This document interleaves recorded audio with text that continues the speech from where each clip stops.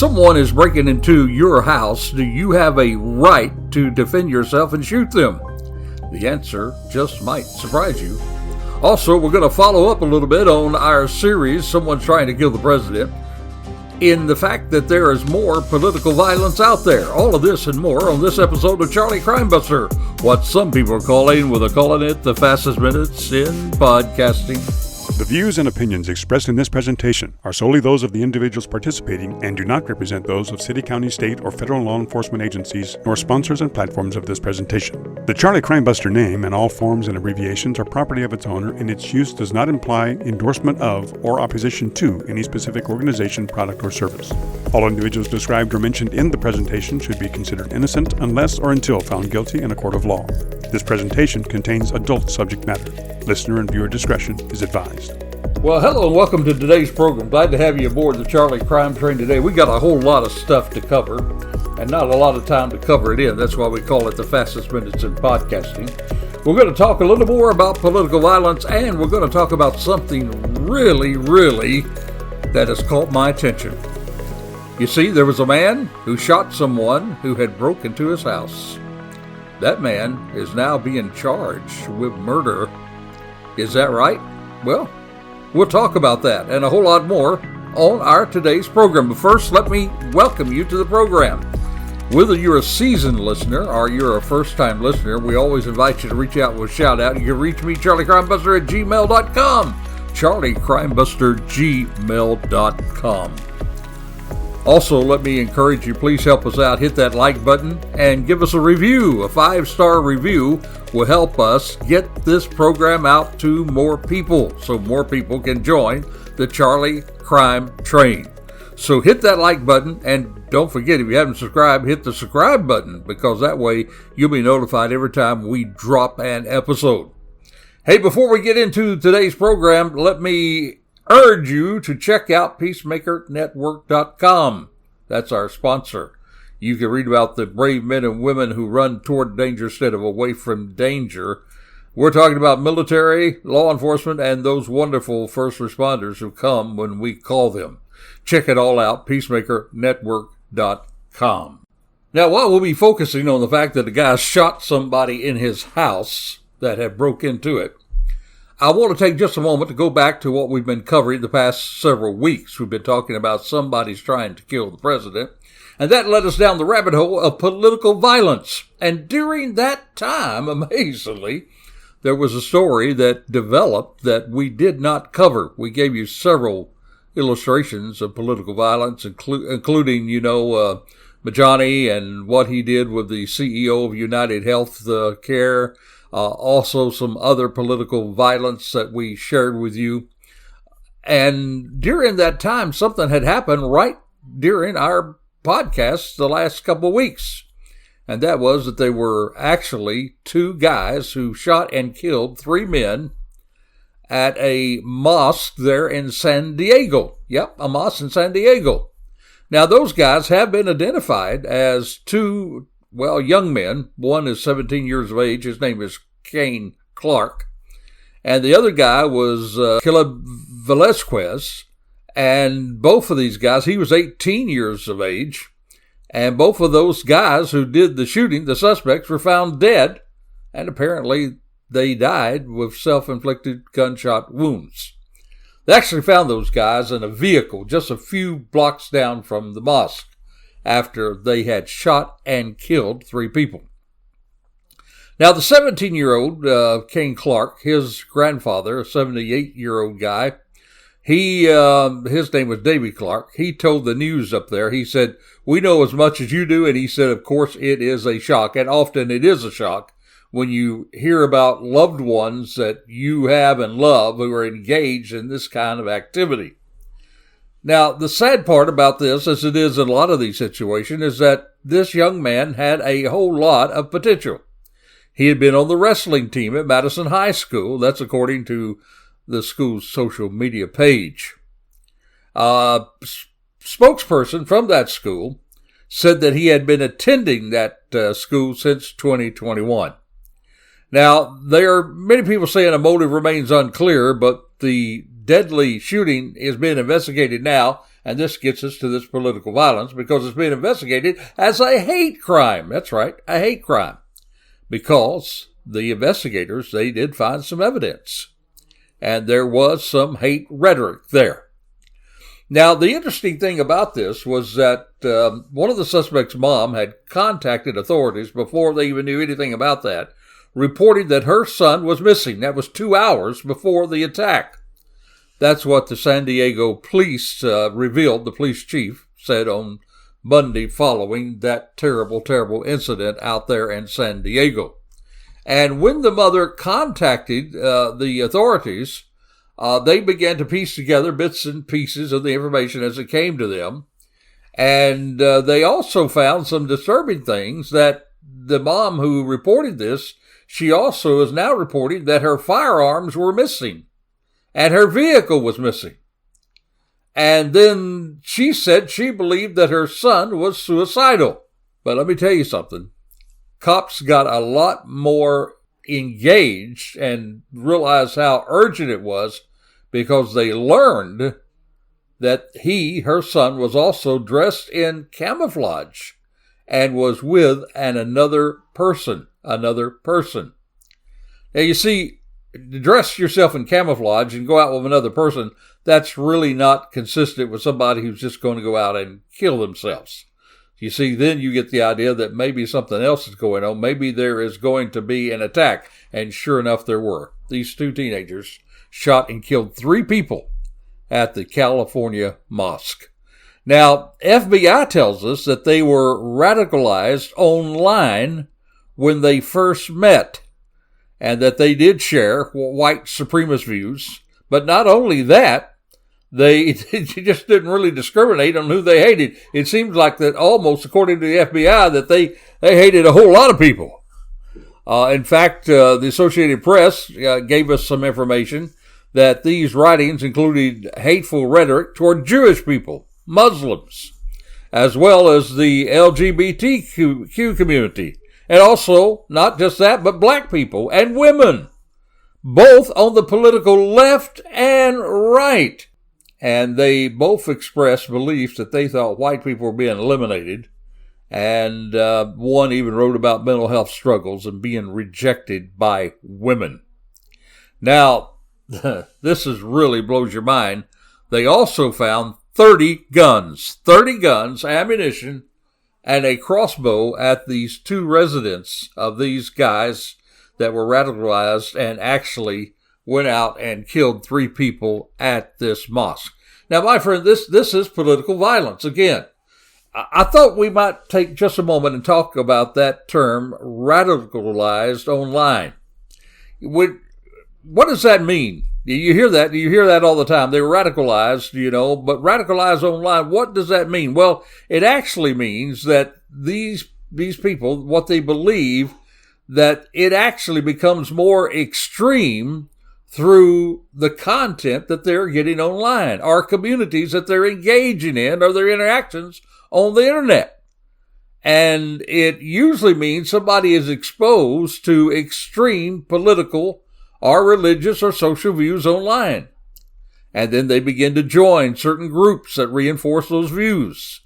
And then it comes to the point, you see, usually this doesn't happen overnight, but after a while, then they become to the point that they actually are more accepting of being hostile and violent toward these situations.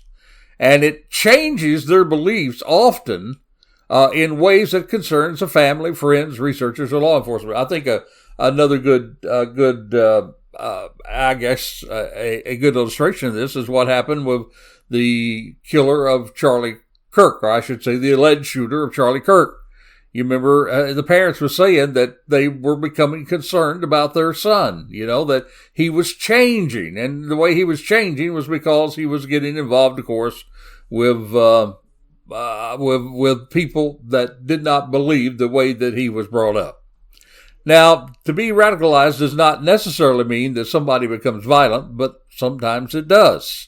There are some people who hold extreme views without committing violence, but that term is often discussed when we talk about preventing violence, because if you can catch it before it happens, then you might be able to save lives. And that's very, very important to realize when you're doing it. Now, there was even another situation that happened that goes right back down to this idea of hate crime. This happened again in Chicago this time. That was where we had an illegal migrant who was accused of shooting an Orthodox Jewish man multiple times as this man was on his way to the synagogue last month. So you see, this goes all over the spectrum, even Protestant churches, and I'm, of course, involved in security work, and we do protect some faith-based organizations with armed security officers, and we need to be there because this goes across all the lines of denomination and religious affiliation. This guy actually shot a guy who was on his way to the Chicago synagogue. And we know that this guy, too, was using his cell phone, literally, to look at synagogues and Jewish community centers in the area before he made the attack. His cell phone contained more than 100 images of pro-Hamas and all kinds of crazy stuff there on his phone. That was according to the Chicago Sun-Times, who also cited the police. Now, Mohammed there, who was a guy has also now been hit with hate crime and terrorism charges for that October the 26th attack back in October, there where he was accused of shooting a 39-year-old Jewish man, and who was on his way simply to worship. Now, the police says that Mohammed, he was actually identified less than 30 minutes after the shooting. And when he was identified, now this guy turned around and actually shot at the responders. Then the police returned fire and struck him. And Mohammed was hospitalized with multiple gunshot wounds. Thankfully, no members of the police or fire departments were injured. Now, again, the cell phone data showed that he had been seeking out targets online. And folks, I'm telling you that this was a planned attack, attempted assassination of people. And they actually showed him the cameras. He fired at the man, he ran off and was trying to clear, it looks like, a jammed semi-automatic pistol. So he was going to shoot even more, and then he walked back toward the victim, and then he ran off again. And then he got in his car, drove a few blocks away, parked, and then returned on foot to the shooting scene. He fired twice then at the direction of 4 police officers who were out there at that point searching for evidence. Then he ran down the alley, cut through a yard, circled back toward the ambulance while they were loading this guy up. And then he shot again at the ambulance, hitting it twice. And then there was another police officer then returned the fire, and he fled, ran through a front yard. He shot at another police officer, and then finally he was shot and fell to the ground. But then he rose again to fire at the police again before collapsing on the sidewalk. So this guy was determined to inflict serious harm and death. I guess the reason why I'm sharing this, I wanted to come again. I wanted us to talk about political violence before we get into our story today of a guy who actually is charged with murder for shooting somebody that broke into his house. We're going to get there in just a moment, so hang with me. But I want to tell you that I do believe we're going to see more political violence. And the reason I believe that is because of the fact that now we have the internet on steroids. You and I both know that. With AI now, it is on steroids. And these algorithms that come about, they feed into this. So if a guy, you've seen it, your own, you have your examples in your own mind right now as I'm talking about it. You go online, you look at one thing, you want to buy maybe a rod and reel for some fishing that you want to do on your vacation coming up this summer. And then all of a sudden in your inbox, you see all kinds of advertisements for different fishing rods. And you think to yourself, well, how did they know I was looking for that? Well, the algorithm picked that up. And so what you find yourself drawn to, they're going to feed you more of it. So if you begin to get radicalized, if you begin to get into this idea of political violence, you're going to have more content online feeding into that desire for political violence. And it's going to increase your likelihood of not only being radicalized, but your likelihood at that point of moving over from just thinking it in your head to doing something about it. And that brings you into political violence. So, yes, I do believe in the coming days, we're going to see more political violence in this country because of the fact that the internet is now on steroids with AI, and we're going to see more of it. So brace yourself, my friend. In the coming year, I believe we're going to see a whole lot more. Sadly, I hope I'm wrong. But I believe we're going to see a whole lot more of political violence. Well, I did tell you that we had a whole lot to cover, and we want to get into this idea of this guy that actually is charged by murder now because he shot somebody in his house. We're going to get to that in a moment, but before we do that, I've got to get in our crazy crook story. So here is Charlie Crimebuster's crazy story of the week. Well, our crazy crook story today comes from Palm Coast, Florida, just up the road from us here in Daytona. Actually, it's a small city about 60 miles southeast of Jacksonville, Florida. Now, this comes to do with something that a lot of us, I guarantee you know what I'm talking about when I talk about identity theft and the fact that these thieves out there are getting your personal information all the time. This is not an advertisement for something, but this is something that really happened. This victim said she visited a nail salon on August 6th, and 3 days later, she realized that she no longer had her credit card in her possession. Then, when she went and checked, as you and I would, she checked for activity, she then found 10 charges that had been placed from August the 6th to August the 9th last year, with over $500 in purchases in the stores and restaurants throughout Palm Coast. Now, in that investigation, they did get some surveillance footage from various stores where the victim's card was used. And then they considered that their suspect was a white woman, long dark hair, who was wearing a white camouflage jacket. Otherwise, really, the investigators didn't have too much to go about. But they put that out online. On September of this past year, Sheriff's Office posted an attempt to identify request on Facebook. And there was a very low-resolution photo of a woman wearing a white hoodie. So that's all they had now. Remember that. All they had was that low-resolution photo of a woman wearing a white hoodie. Well, as it turned out, this lady, by the name of Gifford, she reached out about the post. The detectives were notified that a woman called the Flagler County Emergency Communications Center. She said she was the individual and she wanted to speak to the detectives on the case. Now, when she got to him, she said, I don't understand why you're putting my image out there. I have nothing to do with this, and you've got me on the internet. I've done nothing wrong. Well, see, they didn't show all of the footage that they had, because then the detectives showed Gifford images of her taken from other surveillance, which showed her in Walmart using that credit card to purchase items, including notebooks and pens. Well, at that point, she realized that she was caught, and she acknowledged that it was her in the photographs. And then in the interview later on, now get this, talk about a crazy crook, why in the world she would call them up and say, hey, I want to talk to you. You know, they didn't really know who they were looking for, but she calls up and says, I want to talk to you, and it wasn't me. But then, as she showed the contents of her backpack, you can't make this stuff up. It actually contained notebooks and pens that appeared to be the very same ones that she purchased at Walmart with that stolen credit card.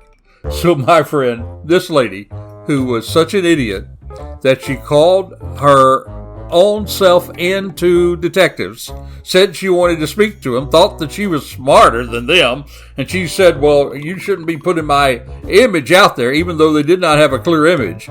This lady who turned herself in and went to the police department with the stolen materials that she got using the stolen credit card is indeed Charlie Crimebuster's crazy crook of the week. Now, you probably have thought, like a lot of people do, that if somebody broke into your home in the middle of the night and you shot them, you would be in the clear. Well, there is a homeowner that was charged after he shot a person who was found in a bed sleeping with another woman inside his home. But there's a little difference in it. It was a vacant home, but he still owned it.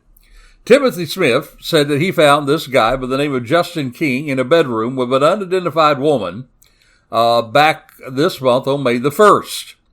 Now, Smith, he was 59 years of age. He was with his daughter, and he was armed with a handgun.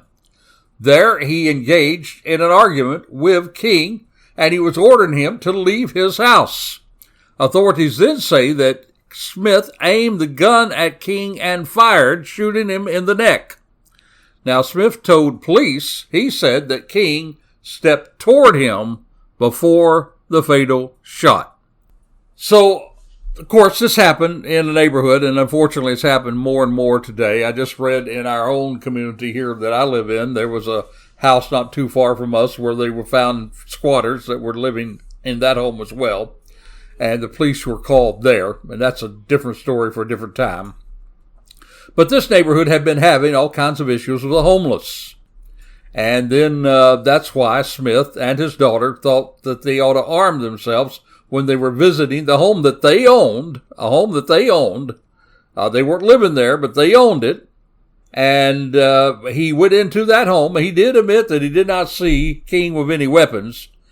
But he said that, well, the trespasser shouldn't be in the home in the first place, and he was right about that. He went on to say, he said, it wouldn't have happened if you weren't here. That's what the landlord told the police after the shooting. Now, King, the guy that he shot, was hospitalized for over a week after the shooting, but he was then thankfully taken off of life support on May the 8th. Now, the homeowner was initially charged with assault battery with a deadly weapon, but then those charges was actually upgraded to first-degree manslaughter after King's death, because King did die. They ended up taking him off of life support, it appears, so he did die. So now he's charged with first-degree manslaughter. Smith, of course, the homeowner, was then booked into the Oklahoma County Detention Center and was being held on $25,000 bond. Now, here's the thing. Here's what the state of Oklahoma said about it. They said there's no death penalty for squatting in the state of Oklahoma. You can't just take a gun and shoot somebody. That's what the criminal defense attorney, one of them, said. He said at the trial, I'm sure the defense will be self-defense, and I'm sure it will be too. Because, you're in your own home.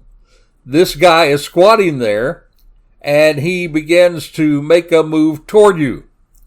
So, in Florida here, we have something called stand your ground. Now, that is a self-defense law that removes the legal duty to retreat before using force in certain situations. Now, in general, that means under Florida law here, a person may use force to defend themselves or another person if they reasonably believe it's necessary to stop an imminent threat. So there's where the key is. Was this necessary to stop an imminent threat, a threat that could have caused serious bodily harm to you or another person? Now remember, his daughter was there with him too. His daughter was there with him. Now this is if a person is in a place where they have a legal right to be. We do know that he had a legal right to be, and he is not engaged in criminal activity. They do not have to retreat before using force, including deadly force when legal requirements are met. Now the key there, my friend, pay close attention, is where legal requirements are met. And by the way, Oklahoma has a stand your ground law just like Florida does.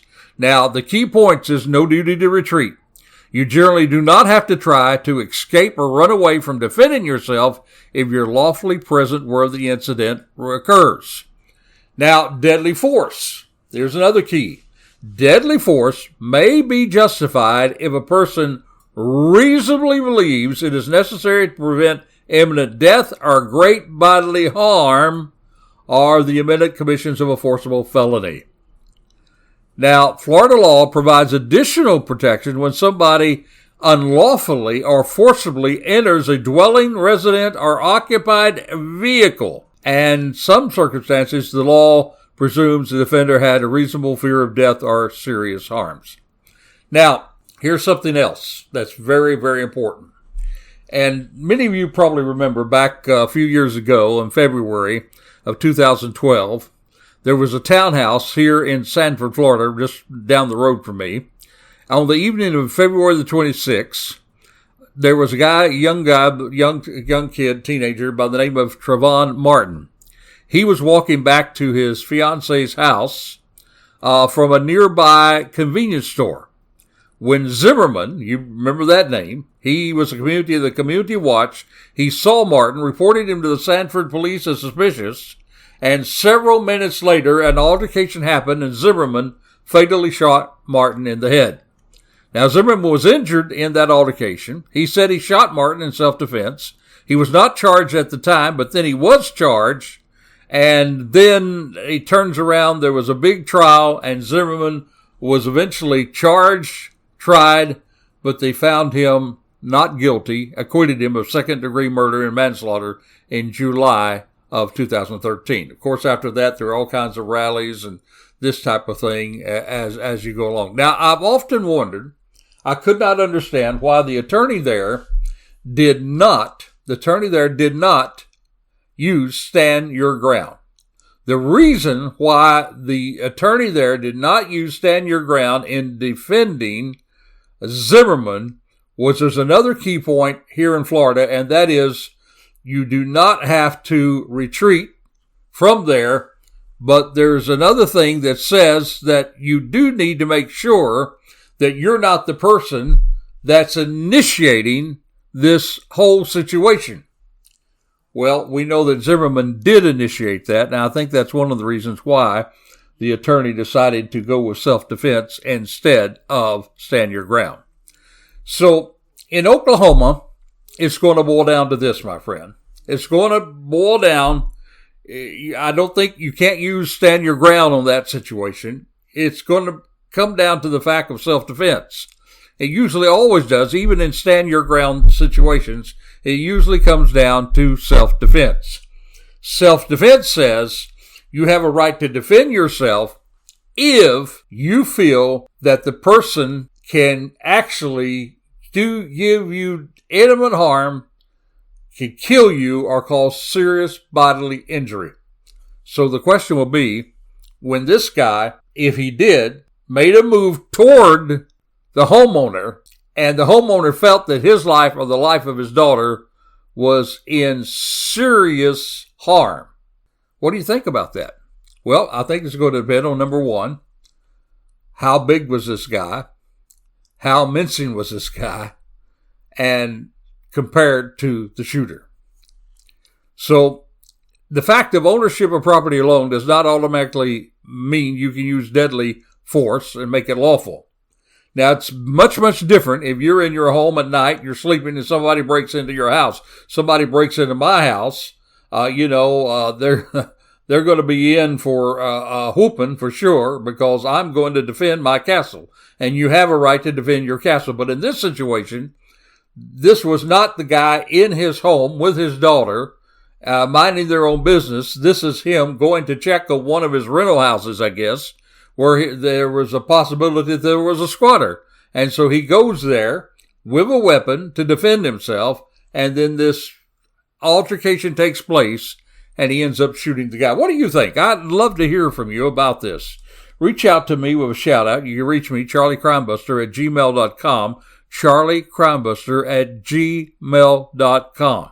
Now, the critical question in this situation will be whether the owner reasonably believed that they face an imminent threat of death or serious bodily harm when that squatter moved toward them. Now, merely moving toward someone may or may not be enough, depending upon the circumstances. The threats. Was there a weapon?